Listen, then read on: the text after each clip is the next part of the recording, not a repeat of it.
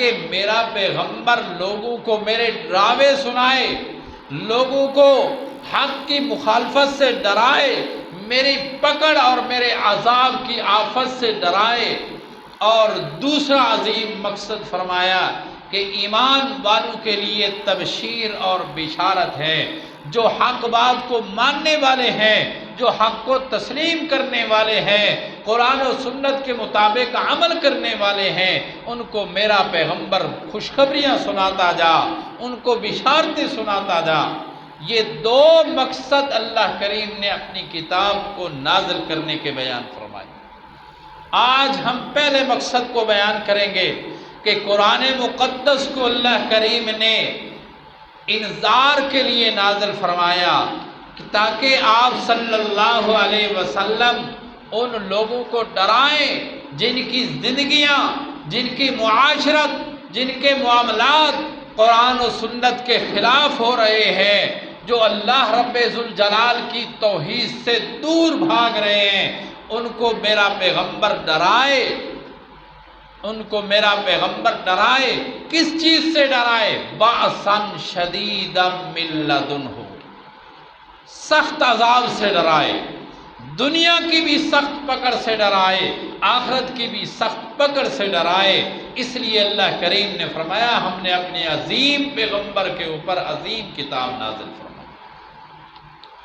لِيُنذِرَ بَأْسًا شَدِيدًا مِّن لَّدُنْهُ، اللہ کریم فرماتے ہیں میں نے اپنے پیغمبر صلی اللہ علیہ وسلم کے اوپر کتاب نازل کیوں فرمائی؟ لِيُنذِرَ بَأْسًا شَدِيدًا مِّن لَّدُنْهُ، تاکہ میرا پیغمبر میرے عذاب سے ڈرائے۔ لِيُنذِرَ بَأْسًا شَدِيدًا، تاکہ سخت عذاب اور سخت آفت سے ڈرائے، من لدنہ، جو اللہ کی طرف سے ہو۔ اللہ تیرا پیغمبر ڈرانے کے لیے آیا، تیری کتاب اس کو ملی ہے اس لیے تاکہ نہ ماننے والوں کو ڈرائے۔ کون ہے جن کو ڈراوے سنائے؟ اللہ کریم نے دو آیات کے بعد ان لوگوں کا بھی تذکرہ فرمایا، وَيُنذِرَ الَّذِينَ قَالُوا اتَّخَذَ اللَّهُ وَلَدًا، میرا پیغمبر میری کتاب کے ذریعے ڈراتا جا، میرے ڈر سناتا جا۔ کن لوگوں کو؟ کون سی قوم کو؟ کون سے اقوام کو؟ کون سے افراد کو؟ کون سی ہستیوں کو ڈر سنانے ہیں؟ اللہ کریم نے فرمایا ان لوگوں کو، قالوا اتخذ اللہ ولدا، جن لوگوں نے یہ دعویٰ کیا، جنہوں نے یہ مذمومہ عقائد گھڑے کہ اتخذ اللہ ولدا، کہ اللہ نے اپنی اولاد بنا رکھی ہے، اللہ کے بیٹے ہیں، اللہ کی بیٹیاں ہیں، اللہ کریم نے اپنے نائب بنا رکھے ہیں، متبنہ بنا رکھے ہیں۔ اللہ یہ کون لوگ ہیں؟ اللہ کریم فرماتے ہیں لوگوں، میرے پیارے پیغمبر صلی اللہ علیہ وسلم کے اولین مخاطبین جو لوگ تھے وہ اسی چیز کے دعوے دار تھے، چاہے مشرک تھے وہ بھی اسی چیز کا دعویٰ کرتے تھے۔ قالوا اتخذ اللہ ولدا، انہوں نے بھی کہا کہ اللہ نے اپنی اولاد بنا رکھی ہے، اللہ نے بیٹیاں بنا رکھی ہیں۔ اور یہود و نصارہ جو آپ کے اولین مخاطبین ہیں وہ بھی اسی بات کے دعوے دار تھے کہ اللہ کریم نے اولاد بنا رکھی۔ کبھی تو وہ کہتے تھے، اللہ کریم فرماتے ہیں قالت الیہود والنصارى نحن ابناء اللہ واحباؤہ، یہودی بھی اسی بات کے دعوے دار، عیسائی بھی یہی دعویٰ رکھتے تھے کہ نحن ابناء اللہ، ہم اللہ کے بیٹے ہیں، ہم اللہ کے محبوب ہیں، ہم جیسے چاہیں کرتے جائیں، ہم سے اللہ نے کوئی پوچھ گچھ نہیں کرنی، ہمارے اوپر کوئی پکڑ دکڑ نہیں ہونی، ہم سے کوئی سوال و جواب نہیں ہونا۔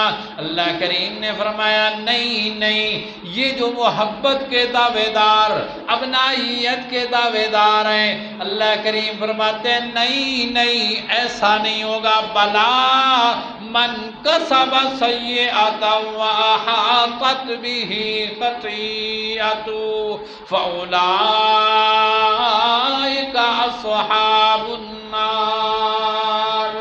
جن کے کرتوت برے ہوں گے، اعمال بدکار ہوں گے، اعمال حسنہ سے دامن خالی ہوگا، اللہ کریم نے فرمایا احاطت بہ خطیئتہ، ان کے خطاؤں کی وجہ سے ان کا جہنم احاطہ کر لے گی، فاولئک اصحاب النار، یہی لوگ تو جہنم میں جائیں گے۔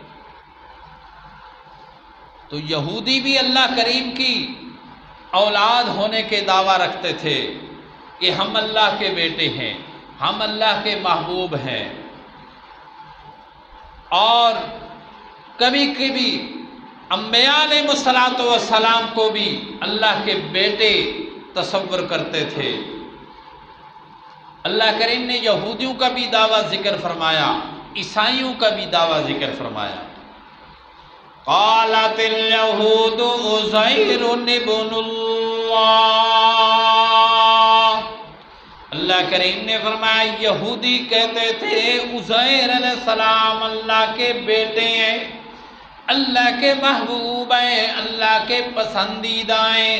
وقالت النصارى المسیح ابن اللہ، اور عیسائی کہتے تھے نہیں نہیں، عزیر اللہ کا بیٹا نہیں ہو سکتا، یہ تو اللہ کا بیٹا ہونا یہ حضرت عیسیٰ علیہ السلام کا کمال ہے۔ قالت النصارى المسیح ابن اللہ، عیسیٰ علیہ السلام اللہ کے بیٹے ہیں۔ یہودی بھی اللہ کے ابن کے قائل دعوے دار، عیسائی بھی اللہ کی ابنیت کے دعوے دار کہ اللہ کی اولاد ہیں، اللہ کے بیٹے ہیں۔ کوئی اللہ کے نبی کو بیٹا سمجھتا ہے، کوئی عزیر علیہ السلام کو، کوئی عیسیٰ علیہ السلام کو، حتیٰ کہ کبھی کبھار یہاں تک بھی کہہ دیتے تھے کہ ہم سارے اللہ کے بیٹے ہیں۔ اور تیسری قوم تھی مشرکین مکہ، وہ بھی اللہ کریم کی ابنیت کے قائل تھے، اولاد کے قائل تھے۔ وہ کہتے تھے کہ فرشتے اللہ کی بیٹیاں ہیں۔